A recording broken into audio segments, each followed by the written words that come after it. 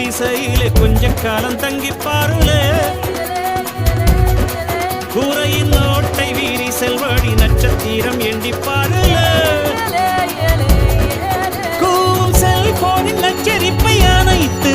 கொஞ்சம் செல்வண்ணின் உச்சரிப்பை கேட்போ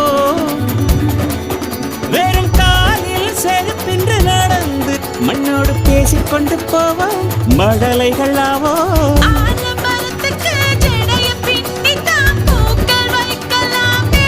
உரோரம் ஐயனாரிடம் கத்தி வாங்கித்தான் பென்சில் சீவலாமே